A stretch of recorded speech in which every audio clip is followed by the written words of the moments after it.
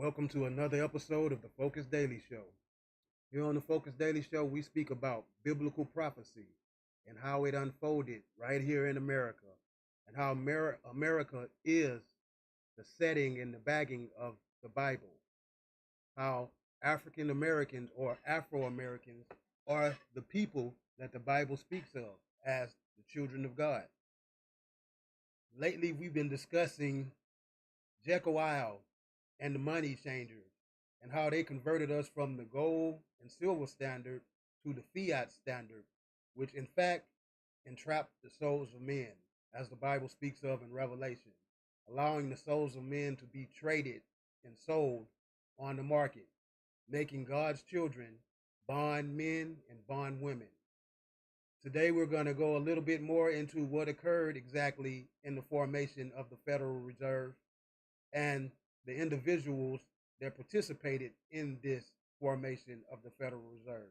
Today's individual that's on the hook is Frank Arthur Vanderlip. It's kind of complicated finding relevant videos on each individual, but once again, today we're going to focus on the actions that occurred that Frank was involved in. Another video as usual. Let us begin.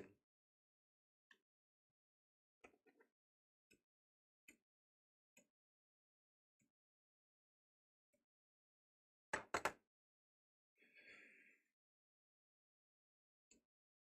take a trip to Jekyll. Oh, while you're here, hit that like button, subscribe, support the channel, hashtag Focus Daily TV. Let's go.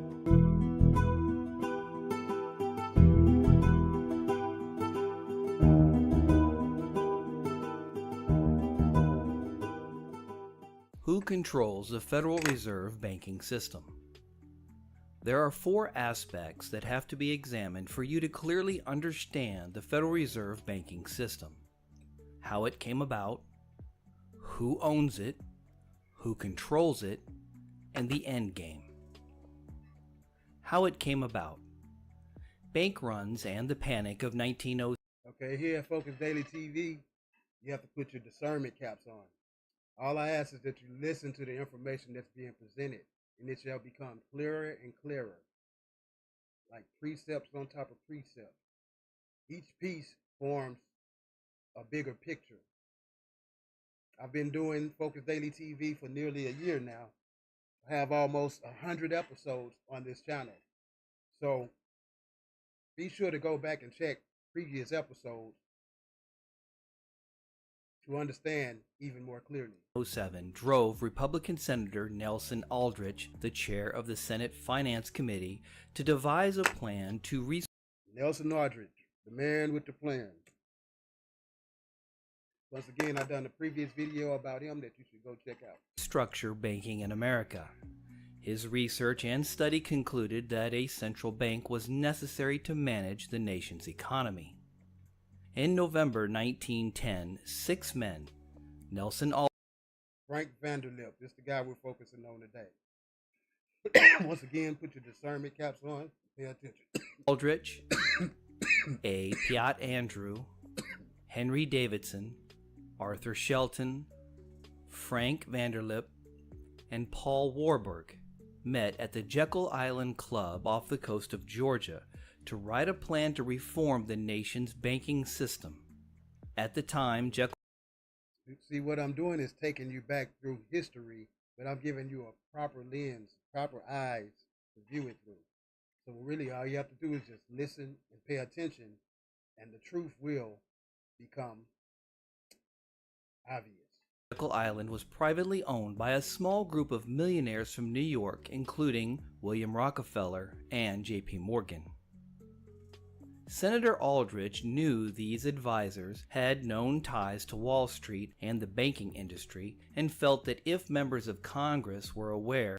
Now, biblically, the banking industry is referred to as the money changers. And by biblically, I mean exactly that. The Bible, the Word of God, the laws of God. That's what we discuss here on the Focus Daily TV. Although you see us discussing history, banking, classification or reclassification, registration, all of that is relevant when it concerns the Word of God. What I'm doing is breaking it down in a historical manner to see how all of these things took place that were written in the Word of God. They like to tell us that all of these things occurred tens and thousands of years ago that was in the Bible, when in reality, it all occurred just a couple of grandmothers ago, from the late 1700s to now. Of who was helping him develop this new banking reform, its passing into law would never see the light of day. So, Aldrich went to great lengths to keep the meeting secret. He invited at the time, Jekyll Island was privately owned by a small group of millionaires from New York, including William Rockefeller and J.P. Morgan. Senator Aldrich knew these advisors had known ties to Wall Street and the banking industry, and felt that if members of Congress were aware of who was helping him develop this new banking reform, its passing into law would never see the light of day. See, this was what the Bible means when it says all nations conspired against thee. They did these things secretly, sabotaging the economy, coercing people into registering into this new system that began to take place around 1910, 1930, when they brought in like the Federal Reserve Act. They brought in birth certificates, social security numbers, and things of that nature. Those things are in fact the things that made us bond men and bond women, as Deuteronomy speaks of. So, Aldrich went to great lengths to keep the meeting secret. He invited these 5 men to Georgia on a duck hunting trip and provided clear instructions for each to arrive one at a time at the train terminal in New Jersey, where they would board his private train car. Once aboard, I got another channel, Focus Daily Show. There I speak about the relevance of the training industry, the train industry. All of these individuals also had a big share of the locomotive industry. They had a big part in the Holocaust that occurred to the true Jews, the black man and woman right here in America, commonly known as African Americans. So go over there to my other channel and check out how I break down history, historical events, and relate those to biblical prophecy. the men used only their first names to prevent any of the staff from learning their identities. While traveling, they were told not to eat together, not to speak to each other, and to act like they were complete strangers.